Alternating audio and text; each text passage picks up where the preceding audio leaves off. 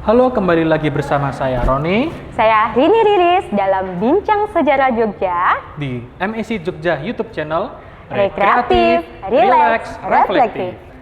Sekarang ini saya sedang bersama dengan Mas Margana. Nah, Mas Margana, saya akan tanya ini tentang pameran tahta untuk rakyat.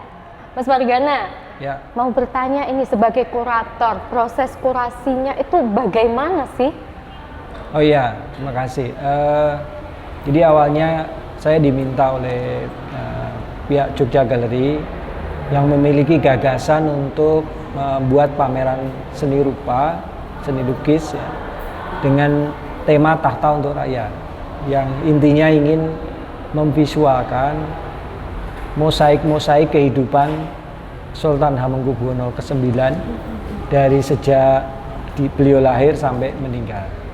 Nah, proses tahap pertama adalah menciptakan semacam narasi. Jadi dibikinlah sebuah narasi yang kira-kira menggambarkan tahapan-tahapan kehidupan terpenting dalam kehidupan Sultan Hamengkubuwono IX. Akhirnya diputuskan untuk memilih 40 narasi. 40 narasi, penggalan-penggalannya nanti akan diberikan kepada para pelukisnya. Jadi saya bikin 40 narasi itu, kemudian setiap narasi diberikan pada setiap pelukis. Nah, ini kuratornya kan bersama Pak Dr. Suwarno. Pak Warno ya? Pak Warno yang nanti bertanggung jawab untuk memilih siapa senimannya.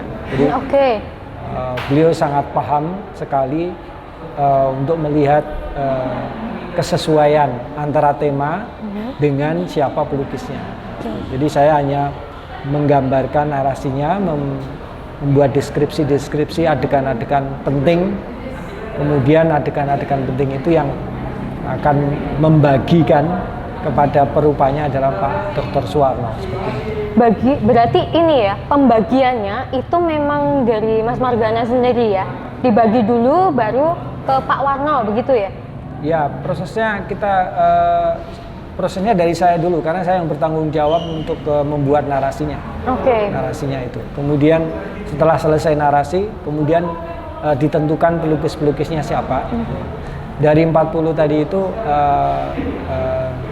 terpaksa ada 3 pelukis yang mengundurkan diri ya, tidak bisa melanjutkan karena berbagai alasan, sehingga akhirnya kita putuskan untuk melanjutkan dengan 37 narasi itu. Tapi kebetulan narasi yang tidak bisa divisualkan dan ditinggalkan oleh para pelukisnya itu tidak terlalu mengganggu kronologis secara keseluruhan, jadi tidak masalah.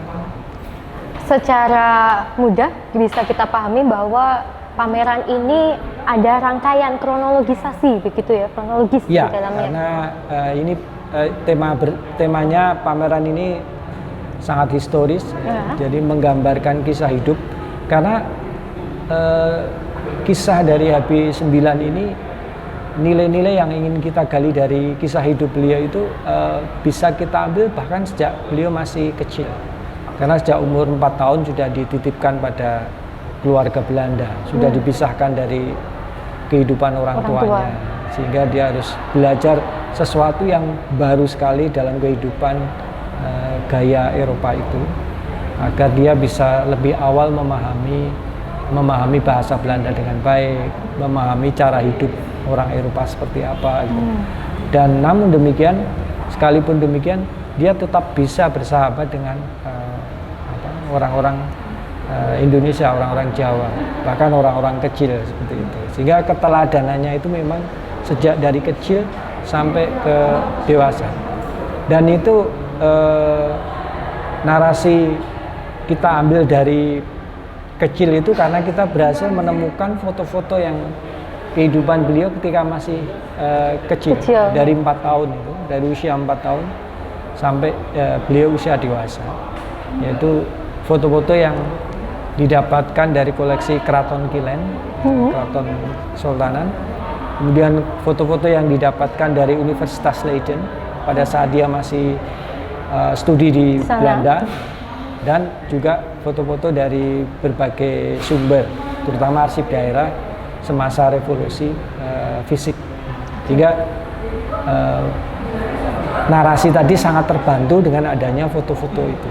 Jadi selain, makanya dalam pertemuan sebelum mereka melukis, itu para pelukis diberi masing-masing satu buku referensi yang akan jadikan bahan bacaan untuk mengembangkan lebih jauh memahami siapa beliau Sultan M9. Kemudian juga diberi salinan atau kopi dari foto-foto sejak dia kecil sampai dewasa, sehingga dari situ pelukis lebih mudah lagi memvisualkan sosok Habib 9 itu dengan lebih baik. Karena ini tentang sejarah begitu ya. Jadi ini memang harus ada rule tertentu begitu. Betul, dari para pelukis harus setia pada fakta-fakta sejarah yang ada. Artinya kita beri kebebasan untuk dari sisi gaya, interpretasi, tapi harus berpijak pada narasinya.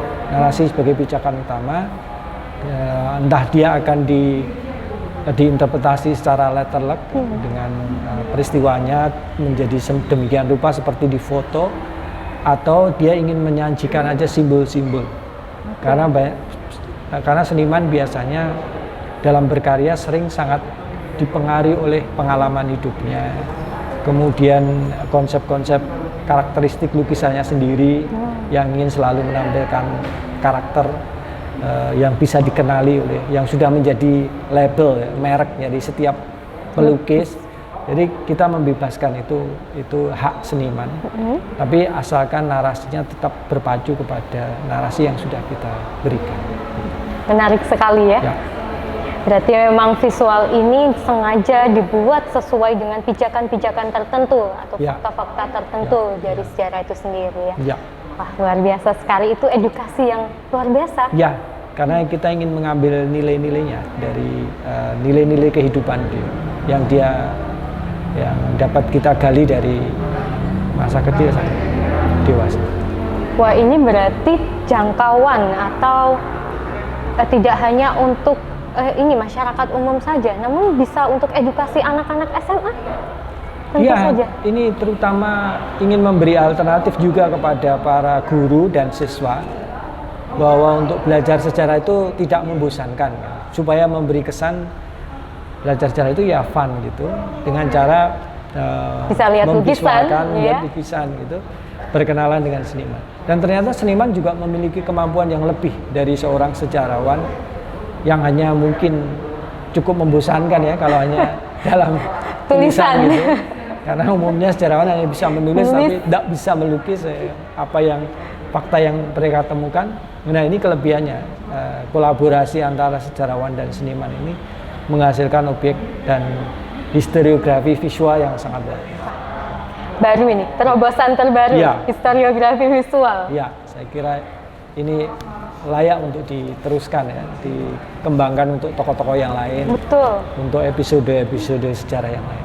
Sehingga tema-tematik itu bisa terjangkau secara jalan ya. Banyak tema bisa digarap dengan mengambil peristiwa-peristiwa dalam sejarah. Baik, terima kasih Mbak Margana. Sama-sama Mbak Riris. Semoga ini pengunjungnya pasti banyak ya. Ini hari ke-6 sudah lebih dari 1.000 pengunjung. Wah, luar biasa. Padahal pandemi.